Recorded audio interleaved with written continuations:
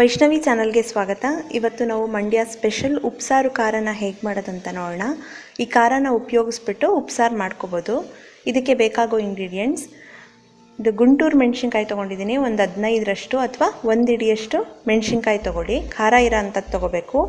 ಬೆಳ್ಳುಳ್ಳಿ ಒಂದು 35 ಎಸಳಷ್ಟು, ಸುಮಾರಾಗಿ ಈ ಥರದ್ದು 1.5 ಉಂಡೆಯಷ್ಟು ಹಾಕೋಬೇಕು. ಕಾಳು ಮೆಣಸು 2 ಟೇಬಲ್ ಸ್ಪೂನಷ್ಟು, ಜೀರಿಗೆ 1.5 ಟೇಬಲ್ ಸ್ಪೂನಷ್ಟು, ಹುಣಸೆಹಣ್ಣು ಸ್ವಲ್ಪ ಹಾಕೋಬೇಕು. ಚಟ್ನಿಗೆ ಹಾಕೊತೀವಲ್ಲ ಅದಕ್ಕಿಂತ ಸ್ವಲ್ಪ ಜಾಸ್ತಿ ಹಾಕ್ಕೊಳ್ಳಿ. ಟೇಸ್ಟಿಗೆ ತಕ್ಕಂತೆ ಹಾಕ್ಕೊಳ್ಳಿ ಹುಣಸೆಹಣ್ಣ. ರುಚಿಗೆ ತಕ್ಕಷ್ಟು ಉಪ್ಪು, ಸುಮಾರಾಗಿ 1.5 ಟೀ ಸ್ಪೂನಷ್ಟು ಬೇಕಾಗುತ್ತೆ. ಕೊತ್ತಂಬರಿ ಸೊಪ್ಪು ಒಂದು ಅರ್ಧ ಕಪ್ನಷ್ಟು. ಒಣಮೆಣ್ಸಿನ್ಕಾಯಿ ಬದಲಿಗೆ ಹಸಿಮೆಣ್ಸಿನ್ಕಾಯಾರು ಹಾಕೋಬೋದು. ಇವಾಗೆಲ್ಲ ಸ್ವಲ್ಪ ಒಣಮೆಣ್ಸಿನ್ಕಾಯಿ ಉಪಯೋಗಿಸ್ತಾರೆ, ಮುಂಚೆ ಎಲ್ಲ ಹಸಿಮೆಣ್ಸಿನ್ಕಾಯಿ ಹಾಕೋತಿದ್ರು. ಈಗ ಹೇಗೆ ಮಾಡೋದಂತ ನೋಡೋಣ. ಒಂದು ಪ್ಯಾನ್ನ ಬಿಸಿ ಮಾಡಿ ಒಣಮೆಣ್ಸಿನ್ಕಾಯಿನ ಹಾಕಿ ಹುರ್ಕೊಳ್ಳಿ. ಲೋ ಫ್ಲೇಮ್ನಲ್ಲೇ ಹುರ್ಕೋಬೇಕು. 1 ರಿಂದ 1.5 ನಿಮಿಷದವರೆಗೂ ಹುರ್ಕೊಳ್ಳಿ, ಸ್ವಲ್ಪ ಕ್ರಿಸ್ಪ್ ಆಗೋವರೆಗೂ. ಬಿಸಿಲಲ್ಲೇ ಒಣಗಿಸಿ ಹುರಿಯೋದ್ರಿಂದ ಇನ್ನೂ ಚೆನ್ನಾಗಾಗುತ್ತೆ ಚಟ್ನಿ.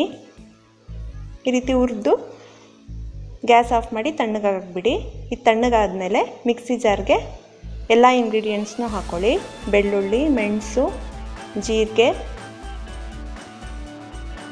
ಹುಣಸೆಹಣ್ಣು, ಒಣಮೆಣ್ಸಿನ್ಕಾಯಿ, ಉಪ್ಪು, ಸುಮಾರಾಗಿ 1.5 ಟೀ ಸ್ಪೂನ್ನಷ್ಟು ಉಪ್ಪು ಹಾಕ್ಕೊಳ್ಳಿ. ಮತ್ತು ಕೊತ್ತಂಬರಿ ಸೊಪ್ಪು ಹಾಕಿ ಬ್ಲೆಂಡ್ ಮಾಡ್ಕೊಳ್ಳಿ. ಎಷ್ಟು ಸಣ್ಣಕ್ಕಾಗುತ್ತೆ ಅಷ್ಟು ರುಬ್ಕೊಳ್ಳಿ, ನೀರು ಹಾಕಬಾರ್ದು. ಈ ರೀತಿ ರುಬ್ಕೋಬೇಕು.